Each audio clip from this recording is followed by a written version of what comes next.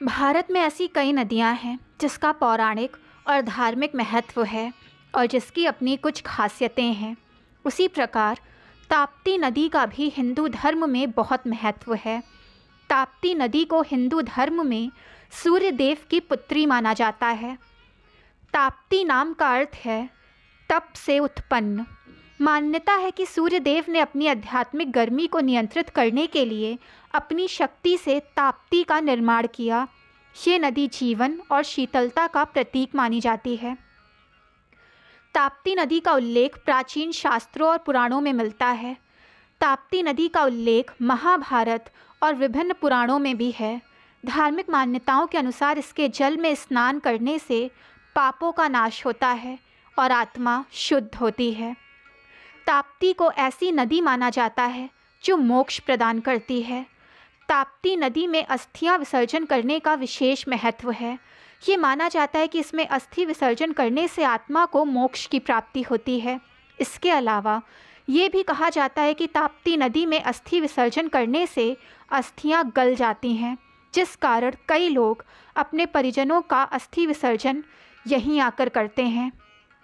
इसका कारण ये भी बताया जाता है कि ताप्ती नदी के जल में मौजूद खनिज और इसकी रासायनिक संरचना अस्थियों को विघटित करने में सहायक हो सकती है। इसके जल में प्राकृतिक गुण और अम्लीयता हो सकती है जो अस्थियों को धीरे धीरे घुला देती है। ये नदी प्रमुख धार्मिक स्थलों जैसे उज्जैन, सूरत और बहरानपुर से होकर बहती है, जहाँ अस्थि विसर्जन की परंपरा निभाई जाती है।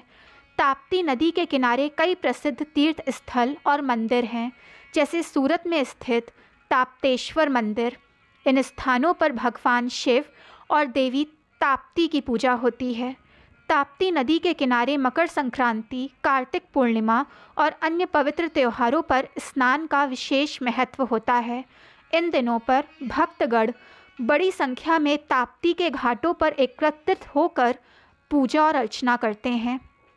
रामायण के अनुसार भगवान राम जब 14 वर्षों के लिए वनवास गए तो उन्होंने ताप्ती नदी के किनारे कुछ समय बिताया।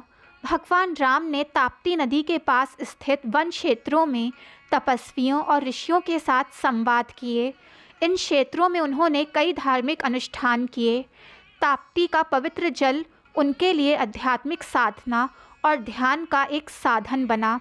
ये भी माना जाता है कि भगवान राम ने ताप्ती नदी के जल का उपयोग अपनी पूजा और शुद्धिकरण के लिए किया था। रामायण में ताप्ती नदी को एक पवित्र स्थान के रूप में वर्णित किया गया है, जहाँ ऋषि मुनियों ने तप किया था। रामायण काल के महत्वपूर्ण धार्मिक स्थलों में ताप्ती नदी को गिना जाता है। महापुराण के अनुसार ताप्ती नदी में अस्थियां विसर्जन करने से अस्थियां पानी में घुल जाती हैं। इसीलिए भगवान राम ने भी ताप्ती के नागझिरी घाट पर अपने पिता दशरथ का श्राद्ध किया था। दोस्तों, स्टोरी पसंद आए तो चैनल को लाइक, सब्सक्राइब एंड शेयर करें ताकि चैनल की नोटिफिकेशंस आपको मिलती रहें।